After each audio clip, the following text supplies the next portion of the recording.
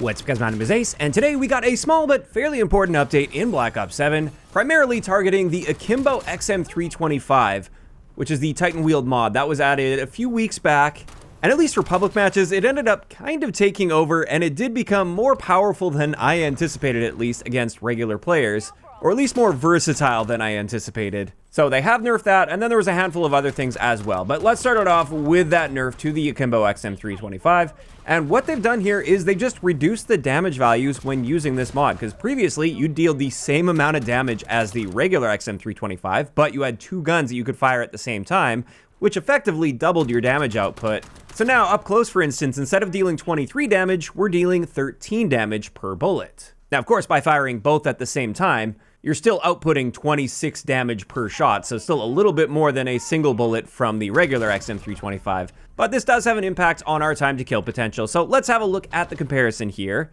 And as you can see, pre-patch, within the maximum damage range, it was a 5-bullet kill. Now it's an 8-bullet kill. Now, time to kill wise, effectively, that means you have to fire 4 shots because you're firing both at once instead of the previous 3. And this means our time to kill potential up close went from 120 milliseconds, which is insanely fast, up to 180 milliseconds, which is also really fast. But keep in mind, that's also a bit unforgiving. If you miss literally just 1 bullet out of those 8, now it's going to take you 240 milliseconds to kill. And speaking of that, in the second and third damage ranges, now it's going to be a 10-bullet kill when using the Akimbo mod, meaning we're killing in effectively 5 shots if all of our shots hit, for a time to kill potential of 240 milliseconds, which again, that's still a very fast time to kill. That's faster than most of the SMGs can kill in like point blank ranges, so still a very good time to kill, but of course that does assume you're hitting every single bullet. So overall, at least against enemy players, post-patch, this still appears to be quite powerful. Like, you're still going to be melting people, assuming you're hitting your shots.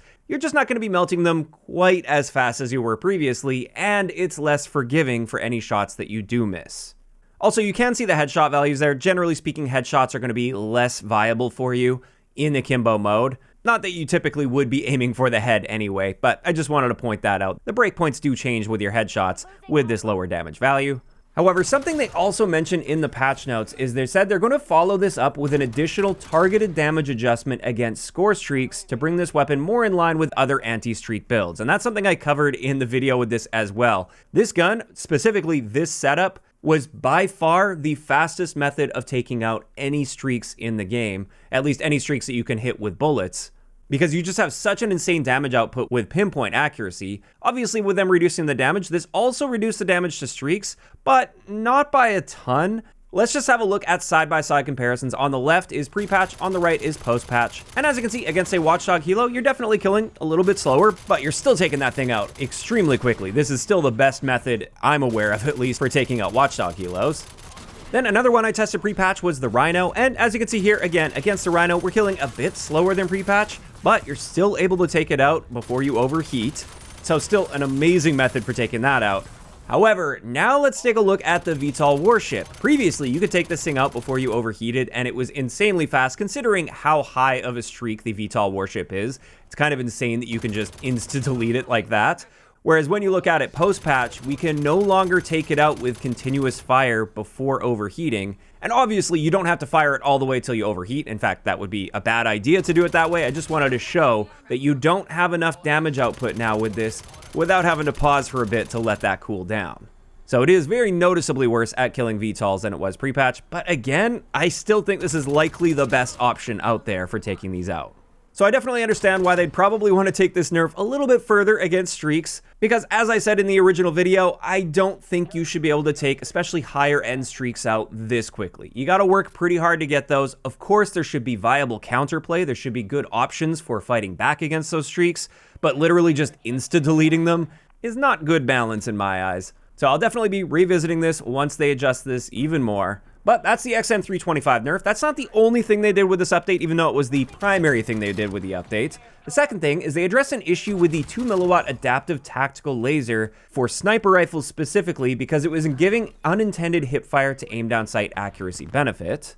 Then for Safeguard, they've slightly reduced the speed that the robot can travel while also increasing the health of the robot, And I think that's great. I definitely think the matches or the rounds of Safeguard, especially on some of the smaller maps, they were going by way too quickly. And part of that is due to the speed of the robot. And again, the other part is due to the fact that it took quite a bit to disable those, unless you have the XM325 Akimbo, by the way. And then the other game mode change here is in Overload. They address an issue that allowed weapons other than a pistol to be held while carrying the device. And that's it for the standard multiplayer. I should also point out in ranked play, they have now unrestricted the Fang Hover Point Elo optic, the one that was added with last week's weekly challenges. So you can now use that in ranked play if you want. I will leave a link to the video down below though. It's not necessarily your best bet, and I explain exactly why in that video. But then on top of that, they reduced the charge rate of the trophy system in ranked play to match regular public matches, and they adjusted the vote to forfeit text to specify that the input needs to be held. And there we go. That wraps it up for this really small update, but fairly impactful update because that XM325 Akimbo was taking over certain lobbies for sure. And this is where I'm curious to hear from you guys in those comments down below. How are you feeling about this nerf to the Akimbo XM325? Do you guys think it was enough? Do you think it was too much?